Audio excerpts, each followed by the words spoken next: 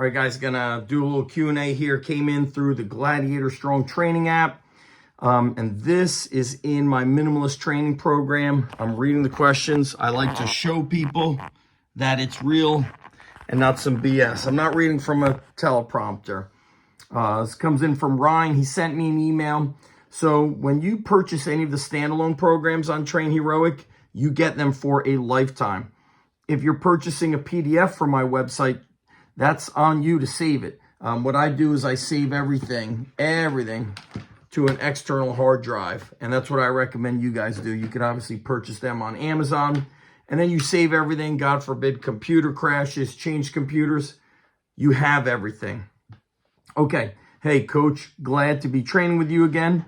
I'm using the Minimalist training program as a prep for my ultra marathon season this year because it seems like the perfect dose of strength to not take energy away from my sport. I do have a couple questions about modifications, and I sent this through your email, so you could ignore my email. I did see the email, and I will say this, guys. If I'm ever missing your email questions, if you post to the forum of a members area, it shows me a couple things. One, you have skin in the game. It makes it hard to answer all the emails. It's friggin' hard. And it's me answering all those emails. So I appreciate those of you that have skin in the game.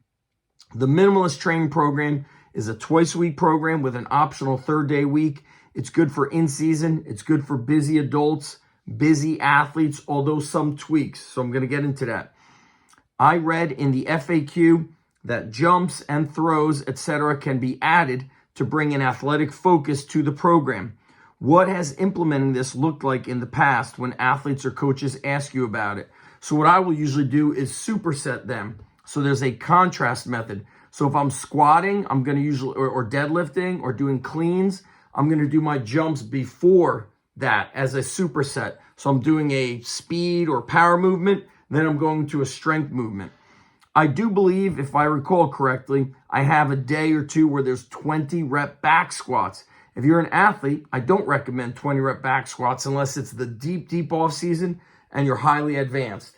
This was more of like a lifting program, build muscle, very busy. Throwing, I like to incorporate after I have a nice prep going. So rotational med ball throws, overhead med ball throws, chest passes, slams, any of that stuff is excellent. I often incorporate that with lower body, upper body, or even a circuit. So if you're really busy, you can take the Minimalist day. Let's say it says squatting and jumping, military press, weighted pull-ups.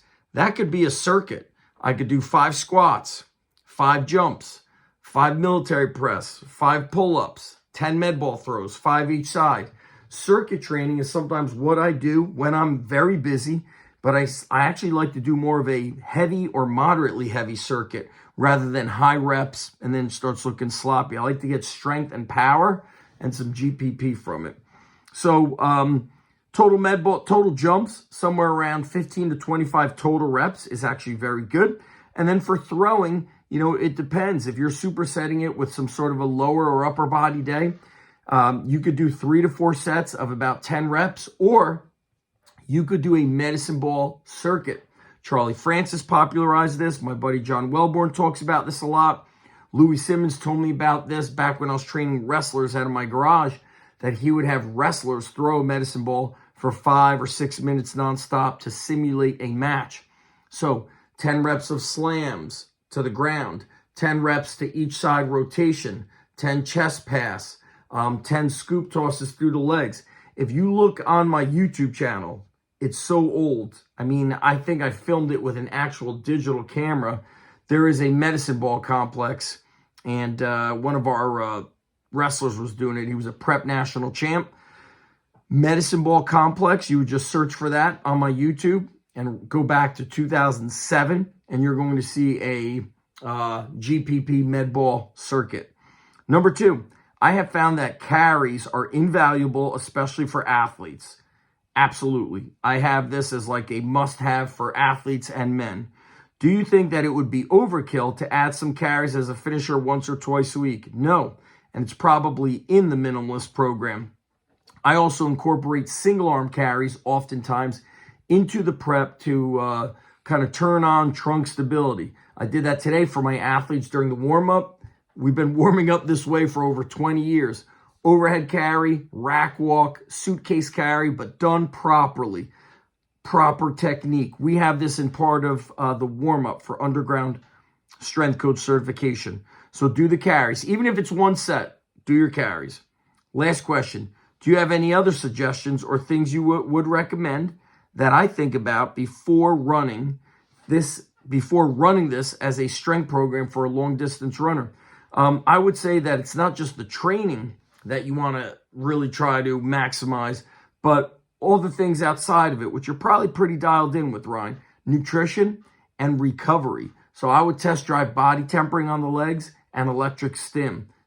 Two different types of recovery modalities, although Donnie Thompson refers to body tempering as strength preparation. It's strengthening the body. And if you have a good partner, you could do body tempering on your feet. You would have to follow Super D on his Instagram. Maybe it's on his YouTube. But I think there's a lot of ways to get strong. There's a lot of ways to improve. And we want to take advantage not just of the training, but of the other modalities that are available to us outside of training. And if you feel like the leg volume is too much, you could always reduce one set and you could cut the reps down 25%. And again, 20 rep squats is going to be too much if it's a back squat because of your running. I've rarely ever done this. I want to emphasize this. I've barely ever done 20 rep squats for athletes. When I have, it's in the very deep off season. They are also very experienced lifters who are not just physically capable, they're also psychologically capable and excited about doing it. And so, for distance running, working on your strength and power and your kind of joint durability through the carries and sleds. If you have sleds, highly recommended. So there you go, guys. I'll link up Minimalist Strength Training Program below. And the PDF version is inside undergroundstrengthcoach.com. Thank you, Ryan. Talk to you guys soon.